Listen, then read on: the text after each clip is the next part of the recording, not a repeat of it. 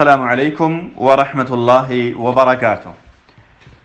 الحمدللہ والصلاة والسلام علی رسول اللہ وبعد۔ محترم سامعین و ناظرین، آج کے اس حلقے میں آئیے ہم 3 اہم سوالات جانتے ہیں جن کا جاننا ہمارے لیے اور ہمارے بچوں کے لیے از حد ضروری ہے۔ ہمیں چاہیے کہ ان سوالوں کو ہمارے بچوں کے سامنے بار بار پیش کریں اور انہیں ان کا صحیح جواب بتائیں تاکہ ہمارے بچوں کو یہ اہم باتیں معلوم ہو سکیں اور وہ بوقت ضرورت دوسروں کو بھی ان اہم باتوں کو سمجھا اور سکھا سکیں۔ آج ہمارے سامنے جو سب سے پہلا سوال ہے وہ یہ ہے کہ صیام کی یعنی روزے کی تعریف کیا ہے؟ روزہ کسے کہتے ہیں؟ صیام کا معنی اور مفہوم کیا ہے؟ تو میرے بھائیوں، روزہ کہتے ہیں اللہ رب العالمین کی عبادت کے خاطر، اللہ رب العالمین کی عبادت کے خاطر طلوع فجر سے غروب شمس تک مفطرات سے یعنی ان چیزوں سے جو روزہ کو توڑ دیتے ہیں مخصوص نیت کے ساتھ بچنا، یہ روزے کا مطلب ہے۔ اللہ رب العالمین کی عبادت کے مقصد سے طلوع فجر سے غروب شمس تک مفطرات سے مخصوص نیت کے ساتھ بچنا، یہ روزے کا مطلب ہے۔ اور صیام کی 2 قسمیں ہیں، روزے کی 2 قسمیں ہیں، ایک واجب روزہ یعنی واجب صیام اور دوسرا غیر واجب صیام۔ واجب صیام جیسے رمضان کے مہینے کا صیام جو ہم 30 دن یا 29 دن روزہ رکھتے ہیں رمضان میں، یہ واجب ہے اور یہ اسلام کے ارکان میں سے ایک رکن ہے۔ اور جو غیر واجب صیام ہے اس کی مثال جیسے ہم پیر کے دن، جمعرات کے دن روزہ رکھتے ہیں ہر مہینے میں،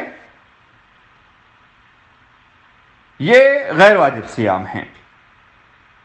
اسی طرح سے ہم ہر مہینے درمیان میں 3 دن روزہ جسے ایام بیض کے روزے کہا جاتا ہے، وہ بھی میرے بھائیوں غیر واجب صیام ہے۔ اس طرح سے دیگر جو صیام چاہے عاشورہ کا ہو یا اسی طرح سے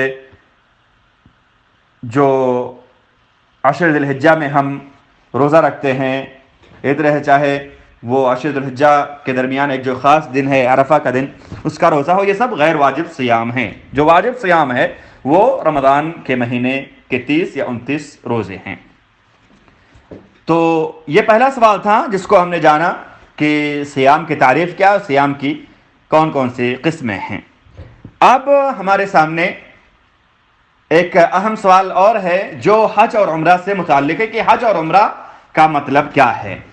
تو میرے بھائیوں، ہمیں چاہیے کہ ہمارے بچوں کو یہ سوال پوچھیں اور انہیں اس کا صحیح جواب دیں تاکہ ہمارے بچوں کو یہ باتیں معلوم ہو سکیں۔ ہم ان سے پوچھیں کہ حج اور عمرے کے بارے میں آپ کیا جانتے ہیں، حج اور عمرے کا مطلب کیا ہے، اور ہم اپنے بچوں کو بتائیں کہ حج کہتے ہیں مخصوص وقت میں مخصوص اعمال کے لیے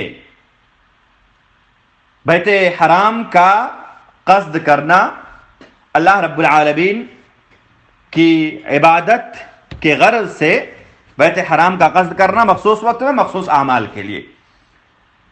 یعنی جو حج ہے وہ مخصوص وقت میں جو اس کے حج کے ایام ہیں انہی میں ادا کیے جائیں گے، اور حج کا مخصوص عمل ہے اور بیت اللہ الحرام کا قصد ہمیں کرنا ہے، اور یہ اللہ رب العالمین کی عبادت کے غرض سے ہم جاتے ہیں۔ تو یہ حج کا معنی ہوا جس کو ہمیں اور ہمارے بچوں کو جاننا چاہیے۔ اور عمرہ کہتے ہیں اللہ رب العالمین کی عبادت کے غرض سے اللہ رب العالمین کے گھر کا قصد کرنا مخصوص اعمال کے ادائیگی کے لیے، مخصوص اعمال ہے عمرہ کے، اور یہ جو سلسلہ ہے کسی بھی وقت ہو سکتا ہے، ہم کسی بھی وقت اسے جو ہے انجام دے سکتے ہیں، اس عبادت کو، عمرے کے اعمال کو کسی بھی وقت ہم انجام دے سکتے ہیں، اور حج کے جو اعمال ہیں ان کے لیے مخصوص وقت متعین ہے، اسی میں جا کر کے ہم اس عبادت کو ادا کر سکتے ہیں۔ آج کا تیسرا اور آخری سوال جو فقہی سلسلے کا آخری سوال بھی ہے وہ یہ ہے کہ جہاد کسے کہتے ہیں، جہاد کا معنی کیا ہے۔ میرے بھائیوں، ہمیں چاہیے کہ ہمارے بچوں کو بتائیں کیونکہ آج جہاد کے سلسلے میں بہت سارے مغالطات ہیں، بہت سارے غلط فہمیاں لوگوں میں عام ہیں. لوگ یہی سوچتے ہیں کہ یہ نام ہے صرف لوگوں کی گردنیں کاٹنے کا، نعوذ باللہ. حالانکہ اسلام خون بہانے والا مذہب نہیں ہے. اسلام امن اور شانتی اور لوگوں سے بھائی چارگی کی تعلیم دیتا ہے. اسلام خون بہانے والا دین نہیں ہے، اسلام امن پسند دین ہے. لوگ جہاد کے تعلق سے غلط فہمی میں ہیں کہ اس کا مطلب ہے خون بہانا، نعوذ باللہ. ہمیں چاہیے کہ ہمارے بچوں سے یہ سوال کریں اور ان کو بتائیں کہ جہاد کہتے ہیں ہر اس قول کو، ہر بات جہاد ہے، ہر کام جہاد ہے جس کے ذریعے سے اسلام کی نشر و اشاعت مقصود ہو، یا اسلام کا دفاع مقصود ہو، یا اسلام اور مسلمانوں کا دفاع مقصود ہو، یا اسلام کے جو دشمن ہیں یا اسلام کے جو ماننے والے ہیں ان کے جو دشمن ہیں ان سے قتال کرنا. یعنی قتال جو ہے وہ ایک ضمنی چیز ہے، ورنہ ہر وہ قول اور فعل اور ہر وہ عمل جس سے اسلام کی نشر و اشاعت مقصود ہو، یا اسلام اور مسلمانوں کا دفاع مقصود ہو، یا اس کے لیے جو ہے اسلام اور مسلمانوں کے دشمنوں سے قتال، یہ سب جو ہے جہاد کے معنی کو شامل ہے. تو آج کے اس حلقے میں میرے بھائیوں ہم نے روزے سے متعلق مفہوم جانا، عمرہ اور حج سے متعلق مفہوم جانا، جہاد سے متعلق مفہوم جانا. اللہ تعالیٰ سے ہم دعا کرتے ہیں کہ اللہ رب العالمین ہمیں کہنے سننے سے زیادہ کہی سنی باتوں کو سمجھنے اور اسلام کی صحیح تعلیم کو لوگوں میں عام کرنے کا اللہ تعالیٰ ہمیں توفیق فرمائے. اقول قولی ھذا واستغفر اللہ لی ولکم ولسائر المسلمین من کل ذنب فاستغفروه انه هو التواب الغفور. والسلام علیکم ورحمۃ اللہ وبرکاتہ.